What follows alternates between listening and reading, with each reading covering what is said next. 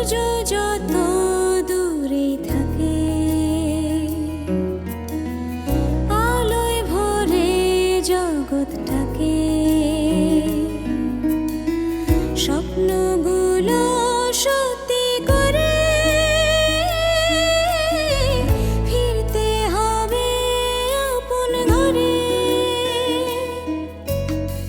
লক্ষ্য যত বাজি ধরে চলো আগে হার ঝরে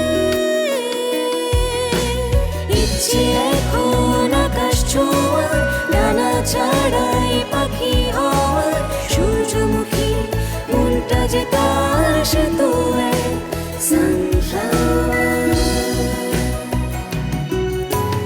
ইচ্ছে এখন আকাশ ছোঁয়ার ডানা ছাড়াই পাখি হওয়ার সূর্যমুখী মনটা যে তার সে তো এক সানফ্লাওয়ার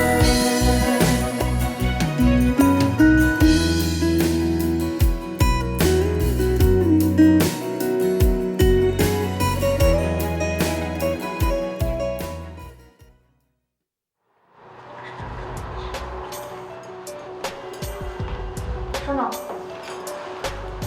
কাল কিন্তু তুমি একটু তাড়াতাড়ি এসো, এত রাত করো না।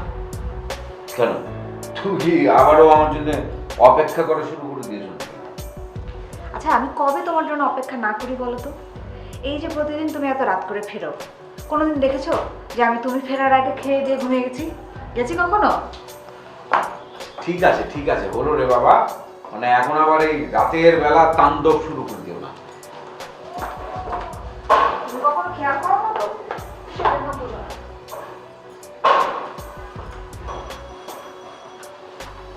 শোনো শোনো, কাল কিন্তু এত দেরি করো না, হ্যাঁ? মা মিথিলাদেরকে কালকে ইনভাইট করেছে রাতে ডিনারে। তুমি যদি দেরি করো না, মা কিন্তু খুব রাগ করবে। চলে এসো প্লিজ, কালকে খুব রাগ করবে। কি আশ্চর্য, এটা মা দিনাজপুরে যাচ্ছে না কেন? আমার না এই বাড়িতে নিজেকে এখন বন্দি বন্দি মনে হচ্ছে, সারাক্ষণ শুধু হুকুম আর হুকুম। ওখানে গিয়ে ওনাকে যা খুশি তাই করতে বলো, এখানে কেন?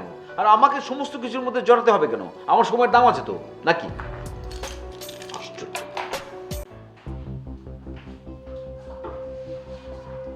আসুন রে। হ্যাঁ আসো। ফরেন অর্গানাইজেশনে পাঠিয়েছে, জয়ার ডোনেশনটা হয়ে যাবে। আচ্ছা, তো কবে দিবে? তার আগে ওরা দোকানটা একবার ভিজিট করতে চায়।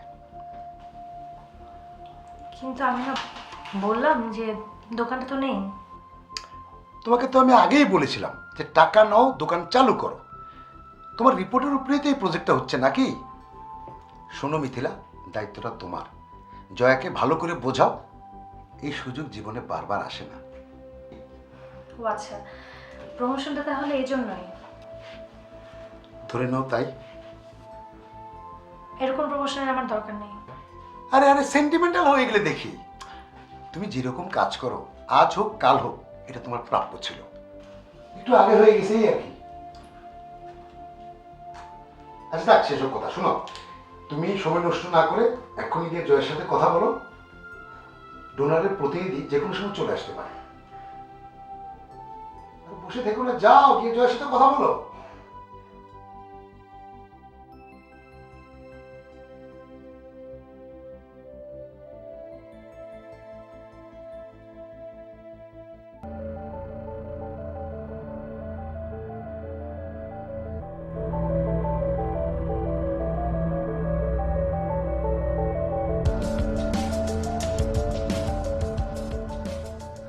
সাথে ভদ্রলোক আসছে দেখা করার জন্য।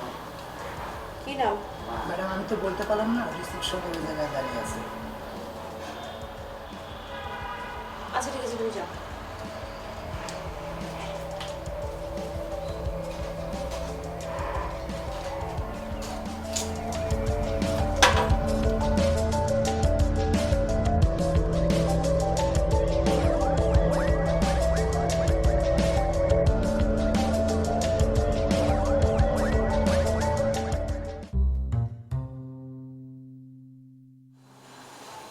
কেমন আছো জয়া?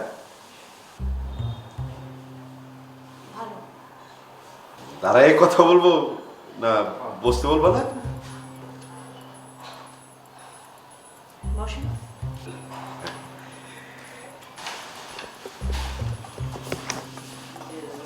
বসো। না ঠিক আছে, আপনি এখানে কি ব্যাপার? না আসলে ওই তুমি দিনাজপুর থেকে আসার পরে দিনাজপুর শহরটা খুব খা খা লাগতেছিল, আমার মন টিকতেছিল না, তাই তোমার টানে চলে আসলাম, মানে এখানে চলে আসলাম। আসলে মানুষের মন যেখানে টেকে সেখানেই তার যাওয়ার অধিকার আছে। তো আপনি এখানে আমার কাছে কি প্রয়োজনীয় সেটা জানতে চাচ্ছি। জয়া, বুঝতে পারছি তুমি আমার উপর রাইগে আছো। আসলে আমি হচ্ছি ষড়যন্ত্রের শিকার। রহমত চাচারে আমি ঠিকই বলছিলাম, কিন্তু রহমত চাচা তোমার সত্যটা বলে নাই।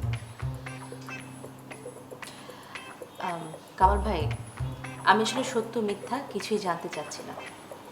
না তারপরেও জানতে হবে, ওই আমি যে বিয়ে করছিলাম এই ঘটনা সত্য, কিন্তু আমার ওই বউর সাথে কোনো সম্পর্ক নেই, মানে অনেক আগেই আমি তার তালাক দিয়ে ফেলছি। তোমার যদি বিশ্বাস না হয় এই যে না না না, ঠিক আছে, কোনো সমস্যা নেই। আমি আসলে এগুলো কিছুই দেখতে চাচ্ছি না। আপনি কেন এসেছেন আমার কাছে সেটা যদি বলেন ভালো হয়, মানে আমার কাজ আছে তো। আমি আসলে মানে এই কথাটা জানানোর জন্যই, এই সত্যটা জানানোর জন্যই আমি আসছি, আমি যে আসলে নির্দোষ এটা জানানো। আচ্ছা ঠিক আছে, আপনি যখন বলছেন আমি বিশ্বাস করলাম। যাক, আসলে তুমি যে মানে আমারে বিশ্বাস করছো, খুব শান্তি পেলাম। মানে আসলে আমি এই এই কথাটা জানার জন্যই ঢাকায় আসছি তোমার কাছে। আচ্ছা ভালো কথা, ওই তোমার বোন নিশি, ও চোখে যে আঘাত পাইছিল এখন কেমন আছে? ভালো আছে তো? আমি আল্লাহর কাছে দোয়া করছিলাম ও যেন ভালো হয়ে যায়। Thank you. হ্যাঁ, ও ভালো আছে। ও আচ্ছা, ঘটনাটা কিভাবে ঘটছিল একটু খুইলা বলবো আমারে?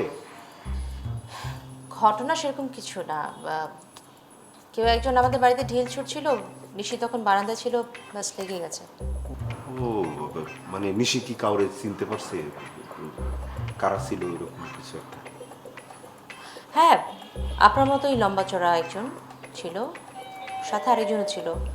অবশ্য অনেক রাত ছিল তো, অন্ধকারে ও ঠিক বুঝতে পারেনি, চেহারাটা চিনতে পারেনি।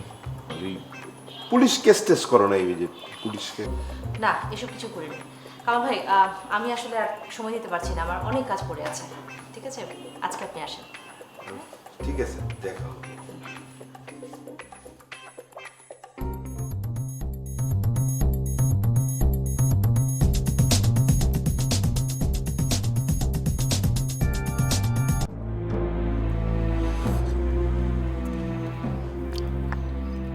আজ আমরা সবাই কেন এক জায়গায় জড়ো হয়েছি সেটা আপনারা সবাই জানেন।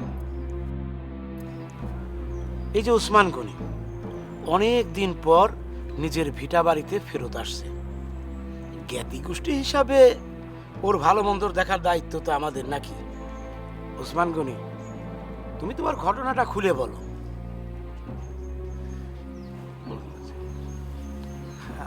আসলে বিপদ আপদ তো মানুষেরই আসে, তখন বিপদ থেকে উদ্ধার পেতে হলে সহায় সম্পত্তি, অর্থ, এগুলি মানুষকে সহায়তা করে। তা আমি আজকে একটা বড় ক্রাইসিসের মধ্যে পড়েছি। তো আমি চাই আমার এই ভিটাতে আমার যে অংশটা আছে সেই অংশটা বিক্রি করে আমি আমার ক্রাইসিসটার থেকে উদ্ধার পেতে চাই। কিন্তু উইলের কথা ভুলে গেলে চলবে না ওসমান ভাই। বাপদাদারা যে নিয়ম করে গেছে এই নিয়মের বাইরে যেতে আমরা পারি না। উইলটা কার কাছে? ওসমান গনি তো সবই জানে, তাকে আর বলা লাগবে কেন? উইল অনুযায়ী ভিটি বাড়ি বিক্রি করতে গেলে শরিকদের লাগবেই। না মানে গনি ভাই তো আসলে সে কথাই বলছেন। আমি বাসেত ভাইকে বলেছিলাম এই জায়গাটা কিনে নেওয়ার জন্য। না না, এই মুহূর্তে এই ভিটা বাড়ি কেনার মতো টাকা পয়সা আমার কাছে নাই। না থাকলে করার কিছু নাই। ওসমান ভাই, শরিকদের সবার সঙ্গে তো তুমি কথা বলেছো, শরিকদের মধ্যে অন্য কেউ যদি নিতে চায় আমাদের আপত্তি নেই, কিন্তু বাইরের কারো কাছে বিক্রি করলে আমরা পারমিশন দিতে পারবো না। বাসেত ভাই আসি। ওসমান ভাই, তাহলে বাসায় আসিও। ঠিক আছে চলো। ঠিক আছে যাই।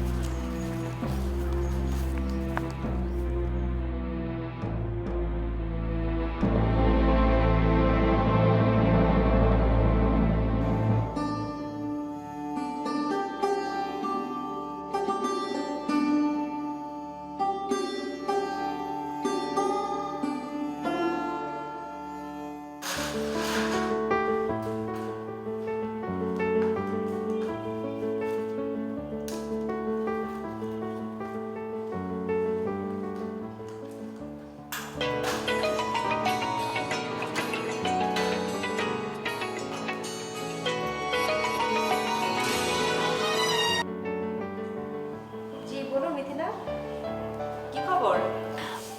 ভালো আছি। আপনি তো আর আমার খবর নেবেন না, তাই আমি ফোন করলাম আপনার খবর নেওয়ার জন্য। ওমা, সাংবাদিকরাই তো ফোন করে খোঁজ নেয়, তাই না? ও আচ্ছা, আমি কি শুধু সাংবাদিক হিসেবে আপনাকে কল করি? না না, আমি জাস্ট এমনি মজা করছিলাম। বলেন কি ব্যাপার? শুনুন, সানফ্লাওয়ার ইলেকট্রনিক্স কি আবার রিস্টার্ট করা পসিবল? ফরেন ডোনাররা খুব ইন্টারেস্টেড, ওরা যে কোনো দিন ভিজিটে আসতে পারে। চেষ্টা চলছে মিথিলা, আমি নিজেও তো চাই শুরু করতে। নিত্য নতুন উদ্যোগ নিতে আমারও খুব ভালো লাগে, কিন্তু আসলে অন্যের উদ্যোগে উদ্দেশ্যহীনভাবে শ্রম দেওয়াটা না আমার ঠিক ভালো লাগে না। বুঝতে পেরেছি। আপনি যদি অ্যালাউ করেন তাহলে কি আমি আপনাকে একটা অ্যাডভাইস দিতে পারি? হ্যাঁ হ্যাঁ অবশ্যই, বলেন। এই যে এখন শীত পড়ছে, সাইবেরিয়া থেকে হাজার হাজার মাইল উড়ে অসংখ্য পাখি দেশে আসবে। কেন আসবে জানেন? টিকে থাকার জন্য, ফর সার্ভাইভাল। এই শীতটা হচ্ছে তাদের ক্রাইসিস পিরিয়ড। এই শীতটা পার হয়ে গেলে তারা হাজার হাজার মাইল উড়ে আবার কিন্তু আগের জায়গাতেই ফিরে যাবে। এই যে আপনি এই স্ট্রাগলটা করছেন, এই স্ট্রাগলটা কিন্তু করছেন আপনার আসল জায়গায় ফিরে যাবার জন্য। এই যে হাসপাতালের এই ছোট্ট জব বা সানফ্লাওয়ার ইলেকট্রনিক্স, এগুলো কিন্তু আপনার জায়গা না। আপনার জায়গা আরও অনেক বড় জায়গা। আপনার এই স্ট্রাগলটা শেষ হয়ে গেলে আপনি আপনার আসল জায়গায় ফিরে যাবেন। আপনি অনেক সুন্দর করে অ্যাডভাইস দিতে পারেন, এটা আপনার খুব বড় একটা গুণ। সবাই সেটা পারে না। আপনার কথা শুনে না অনেক ইন্সপায়ার হলাম। আর জয়া, একটা ছেলে আমার অফিসে আপনার খোঁজে বেশ কয়েকবার এসেছে। কি নাম বলেন তো? হ্যাঁ, নাম বলেছে। ওর নাম হাবিব। আপনার অবশ্য চেনার কথা না, আপনার ফিচার পরে এসেছিল। মেবি আপনার ফ্যান্টান হবে। কি যেন, আমি তো ঠিক চিনতে পারলাম না। আচ্ছা ঠিক আছে, ও যদি আবার আসে আমি ওর ব্যাপারে ডিটেল জেনে রাখবো। Okay, bye. Okay, by.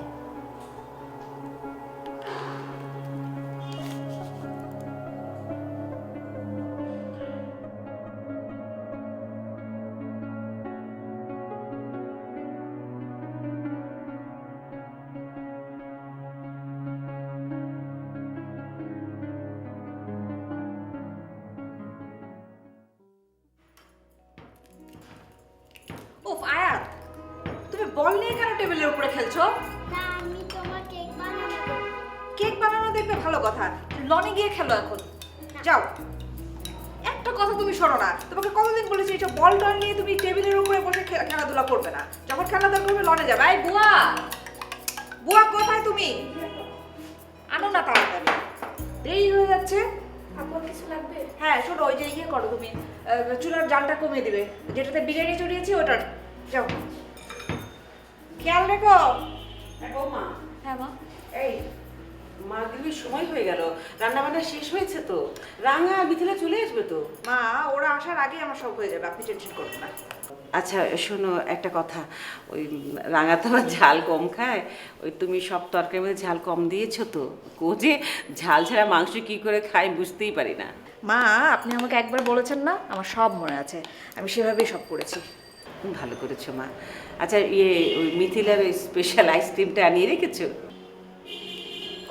মা, আপনি আমার উপর সব দায়িত্ব দিয়েছেন না, আমি সব কিছু একদম ঠিকঠাক মতো করব। আপনি আমার উপর ভরসা করতে পারেন। আইসক্রিম আমি অনেক আগেই আনিয়ে রেখেছি। আমি তাই তো করি মা, সেই জন্য তো আমি তোমার উপর ভরসা রাখি বলেই তো হুট করে সিদ্ধান্তটা নিয়েছি। আর আমি জানি যে তুমি সব ঠিক মতোই করবে, একেবারে গুছিয়ে করতে পারবে মা। মা আপনার নাতের অবস্থা দেখেছেন? সেই সকাল থেকে এক কাপড়ে আছে, না আছে গোসল, না আছে খাওয়া দাওয়া, কিচ্ছু। একটু খাইয়ে দেন না। আর হয়েছেন তো রাজপুত্র, কেউ হাতে তুলে না খাইয়ে দিলে তার খাওয়াই হবে না। হ্যাঁ দিচ্ছি দিচ্ছি, তুমি টেনশন করো না, আমি একটু ফ্রেশ করে দিয়ে খাইয়ে দিব। এখন চলো শিগগির চলো, চলো চলো খাবো, চলো খোলো এসো। মেহমান আসবে আমাদের বাসায়, একটু দেরি করা যাবে, ঠিক আছে? চলো।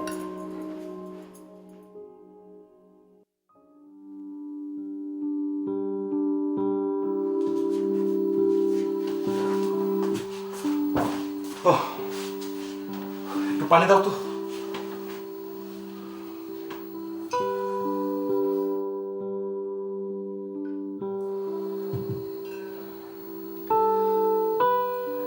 কি ব্যাপার, সারের তালা খেলে নাকি? আচ্ছা কেন? আরে আর বলো না, বাপদাদারা সম্পত্তি দিয়ে গেছে, কিন্তু লাগিয়ে গেছে এমন এক গিট্টু। মগর ঘাম ছুটে যাবে কিন্তু গিট্টু ছুটবে না। তারা তো ঠিকই করেছে, নয়তো ভাই ভাই মুখ দেখাতে কি হতো কখনো? আরে বাবা, আগে তো মানুষের ইজ্জত সম্মান নিয়ে বেঁচে থাকা, তারপর না জমি জমা। মানুষ যদি দরকারে এইসব জমি জমা কাজে না আসে, তাহলে কোনো লাভ কি বলো? শোনো, তুমি কিন্তু একটু বেশি বাড়াবাড়ি করছো। না না, আমি বাড়াবাড়ি করছি না, আমারটা আমি চিন্তা করছি ঠিকই। শোনো, ভাই ভাবি কিন্তু প্রয়োজন মিটে গেলে চলে যাবে, জ্ঞাতি গুচ্ছের কাছে আর আসবে না। সেটা আমি জানি, আসলে ওরাও তো একটু বিপদে পড়েছে, তাই না? তারপরও কারোর সাথে যেন সম্পর্ক নষ্ট না হয় সেদিকে কিন্তু লক্ষ্য রেখো।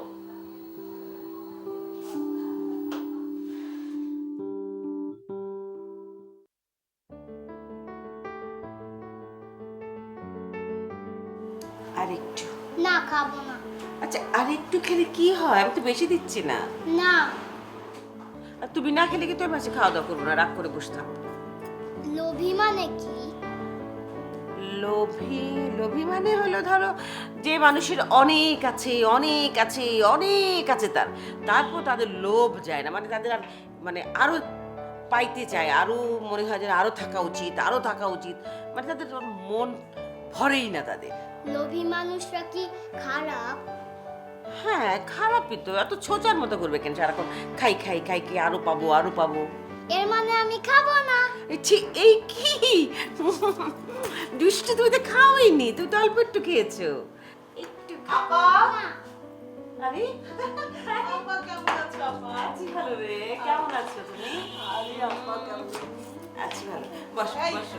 এই যে পিচ্চিটা কেমন আছো? ভালো আছি গো, তুমি কেমন আছো? আমি খুব ভালো আছি বাবা, তুমি ভালো আছো? হ্যাঁ ভালো তো থাকবেই, দেখো খাবার নিয়ে বসে খাবে না? আচ্ছা খাচ্ছ না তুমি? হায় হায়, তাহলে বড় হবে কি করে? কেমন আছো আপা? আছি ভালো, কিন্তু আসলে ঢাকা শহরে আমার ভালো লাগে না। সারাক্ষণ দিনাজপুরে মনটা পড়ে থাকে, ওখানে তো আমার ভাই আছে, আমার সংসার ফেলে রেখেছি, কি হচ্ছে না হচ্ছে খালি চিন্তা হয়। তোমার কি চিন্তা আপা? এখন ছেলে মেয়েদের বিয়ে দিয়ে দিয়েছো, সেটেল করে গেছে, ভালো আছে, শান্তিতে আছে, এখন আর তোমার টেনশন কি? এখন বুড়া বুড়ি দুজন অবসর নিয়ে ঘুরে বেড়াবে, ঠিক আছে? প্রথমেই যেতে হবে মক্কায়, হজ তো ফরজ হয়ে আছে, কিন্তু সংসারে টানাপোড়েনে হজ আর আদায় করা হলো না। তাছাড়া স্বামীর বিয়ে দেওয়াটা তো একটা ফরজ হয়ে আছে, ওর বিয়ে না দেওয়া পর্যন্ত আমি দায়িত্বমুক্ত হতে পারছি না। খালা, সামির ভাই কোথায়? হ্যাঁ, ও তো একটু বাইরে গেছে, চলে আসবে। বৌমা বলতে পারবে? বৌমা,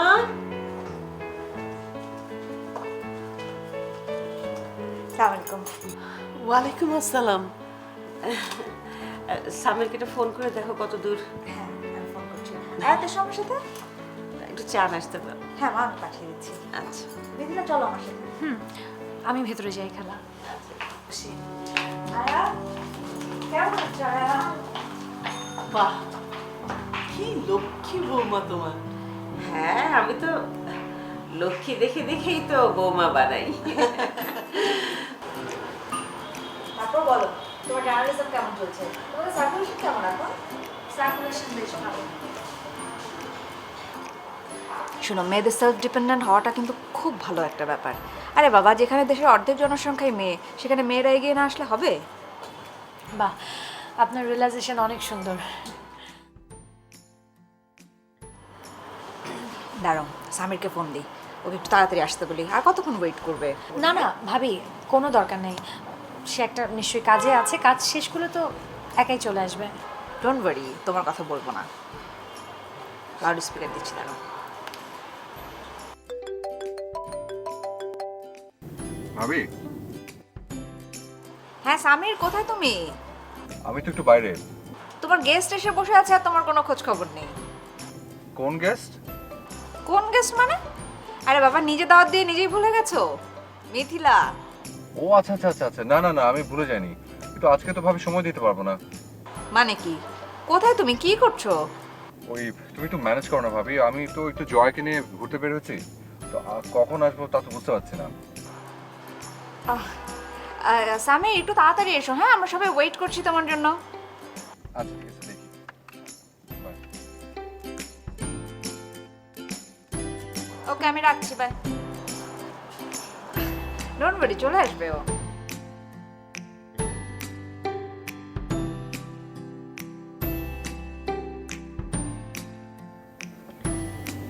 সামির,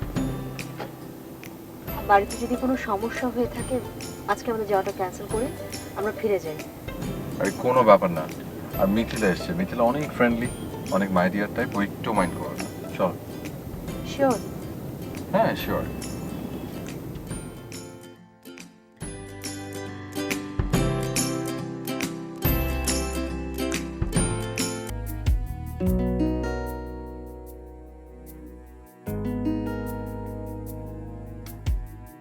হ্যাঁ সামির, কোথায় তুমি? আসছো না কেন এখনো? মা কিন্তু খুব রাগ করছে। আরে কি আশ্চর্য, চাচি রাগ করছে কেন? Excuse me, is everything okay? কিচ্ছু ঠিক নেই, কিচ্ছু ঠিক নেই, কিচ্ছু ঠিক নেই, সবকিছু নষ্ট হয়ে যাচ্ছে। মানে? একদল রাক্ষস এই পৃথিবীটাকে একটু একটু করে গিলে খাচ্ছে। এই গাছ, পাখি, নদী, সমুদ্র। তোমার ভাইরা তো তোমাকে পছন্দ করছে না, বিপদে আপনজন কাছে টেনে নেয়। তোমার ভাইরা তোমাকে আরো বিপদের মধ্যে ঠেলে দিচ্ছে। শোনো, তুমি এসব কথা টেলিফোনে জয়াকে বলো না। আমরা আগে ঢাকায় ফিরে যাই, তারপরে যা বলার বলবো।